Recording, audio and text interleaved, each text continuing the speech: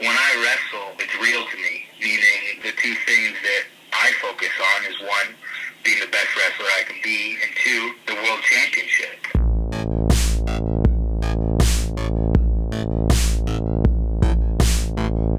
Hi there, it's Gary Cassidy here from Sportskeeda Wrestling, and today I'm joined by someone who, well, they're actually quite high up in the title picture right now at a certain company. It's Michael Elgin from Impact Wrestling. How's it going today, Michael? It's going pretty good. You know, the days are kind of blending together, of course, but, you know, I'm doing the best I can to keep myself occupied and sane. Yeah, that's definitely, I think the one positive that I like to take for this is that everybody's in the same situation, I guess, so it's something that everyone can identify with.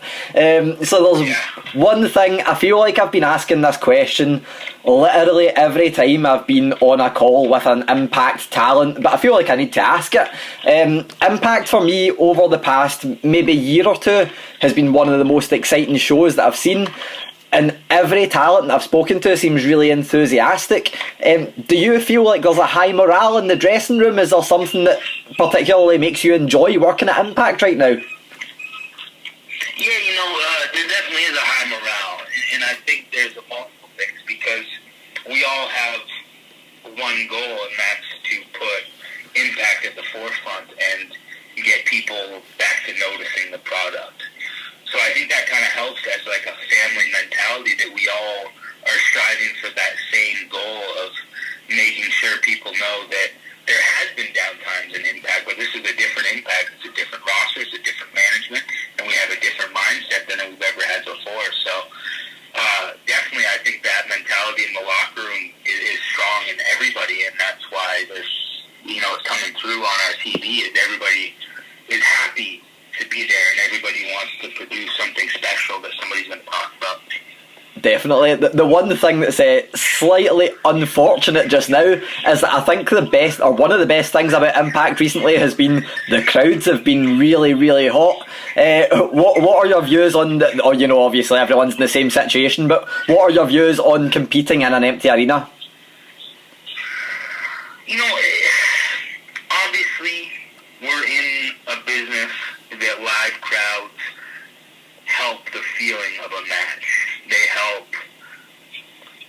reactions by wrestlers. But, you know, I said a little bit ago on social media that when I wrestle, you know, it's real to me, meaning this is a prize fight. And the prize is many things, but the two things that I focus on is one, being the best wrestler I can be, and two, the world championship. So if I'm out there thinking of those things, then it's the same for me. You know, obviously the crowd gives us a little edge for when people watch because you kind of get the reactions and it helps make things exciting. But I feel that as a wrestler, we can make it exciting without that crowd as long as we believe it and we don't forget why we became a wrestler in the first place. So in front of no crowd, you know, I think that's when I can really show my true colors and really show that I was meant to do this and that I'm at the top of my game. Yeah, definitely. There's a few reasons I asked that. One, I mentioned earlier that you're pretty close to the title picture, I'd say, in the title picture in Impact right now. Obviously, Rebellion's just around the corner, and I actually saw a nice little quote online a few days back. It said, years from now, when people are looking back on champions in Impact Wrestling, Michael Elgin is going to be number one. So given that, I need to ask you, what are your thoughts on the title picture in Impact right now and Tessa Blanchard as champion? You know, I think a champion should be presented as a world-class athlete and a great wrestler, and Tessa Blanchard covers both of those.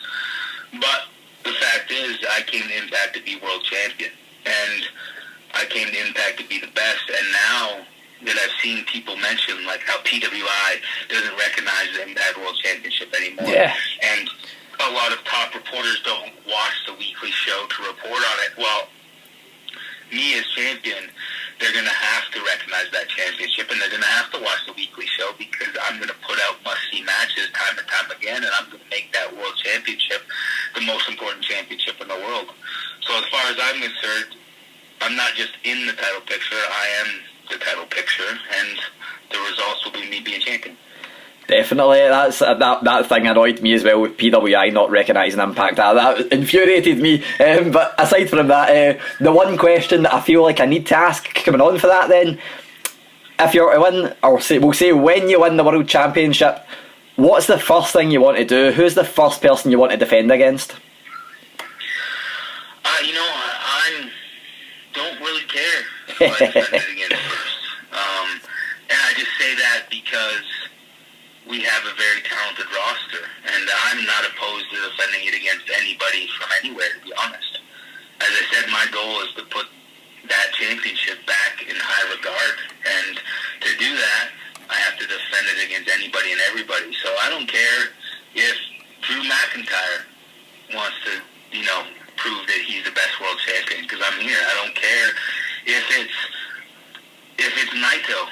I don't care whoever world champion is out there. If they want to stake claim to being the best world champion, well, I'm going to take on all challengers.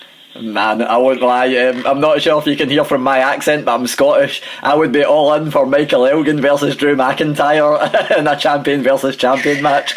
That would be absolutely incredible. So yeah, obviously an Impact. There is a lot of young talent. I think the talent across the board, the young and old, is incredible. One of the people I spoke to recently actually name-checked you as a kind of dream opponent of theirs. It was Madman Fulton. He said when it comes to his size and ability, what he can bring, he feels like he wouldn't really be tested until he's tested against Michael Elgin. What are your thoughts on Madman Fulton? I think he brings a lot to the table. I think that we're in an era where there's not many people his size in wrestling, and I think that adds credibility to him. And he's been, having great matches for us, and he's somebody who's gaining a lot of traction with Impact, which is good because we want eyes on the product, we want eyes on the individual talent, and wrestling him, I think would be fantastic.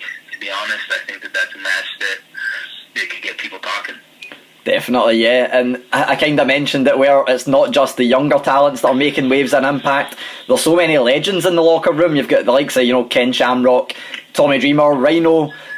What is your opinion on having those older heads in the locker room? Do you feel like it adds to Impact as a product, or are you more like, oh man, make room for the younger guys? What are your thoughts? I think it's a two-sided coin. And what I mean by that is obviously they are taking spots that could be utilized for younger people, but those younger people don't have the value that they do, so they're needed. Yeah. And I don't mean that in a slight towards them. I don't mean that as a negative, because having on the show, one, if somebody's flipping through the channel that hasn't seen Impact for a while and hasn't watched wrestling for a while, but sees a Rob Van Dam or a Rhino or a Tommy Dreamer or Ken Shamrock, that might make them tune in. And not only that, they have such experience and been to so many different places and learned from so many great people and been in positions to be the best they are or the best that they can be, so they can help the younger guys on the roster with knowledge to help us perform. We have a young roster, like you said, which has a lot of people who don't have experience of wrestling on a big stage, wrestling on a live pay-per-view, wrestling on TV weekly.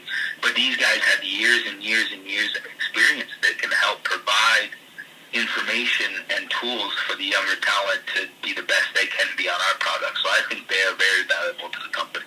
Yeah, definitely, and that's it kind of leads on to my next question I need to ask.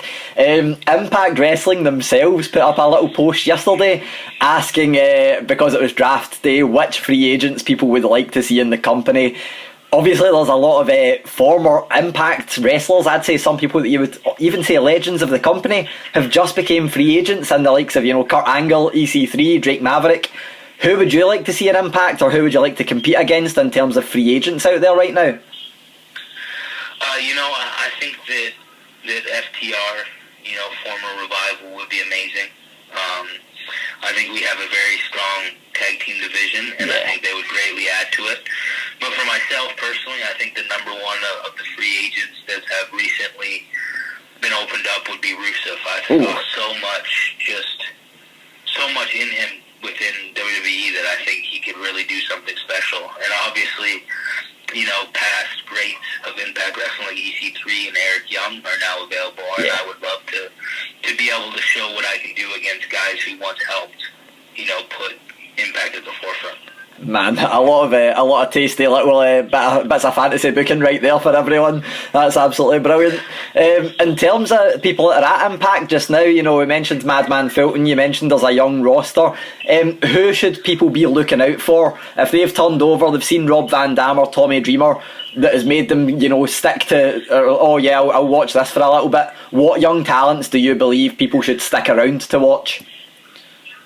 I think the Rascals, Chris Bay, and Ace Austin are a group of young talent that is just starting to really explode. You know, obviously there's other young guys, like I would consider Rich, Swan, and Willie Mack young guys, but I feel that they've had spotlights on them in other avenues, so people kind of know about them or are a little bit familiar with them. But I think that Ace, the Rascals, and Chris Bay, this is their first real position to be seen by a grander audience, so I think that those guys are the ones that people are going to want to keep an eye on. Yeah, most definitely. And I've got one last question. It's probably the simplest one that I'll have asked all night, but what can we expect from Michael Elgin in 2020? I think you can expect me as the Impact World Champion and having the best championship matches of any company in the world. Excellent, man. I definitely wouldn't disagree with that, and I really look forward to seeing it. Thank you so much for chatting with me, man. It's been a pleasure. No problem. Thank you. Cheers, man. Have a good night. You too. Bye.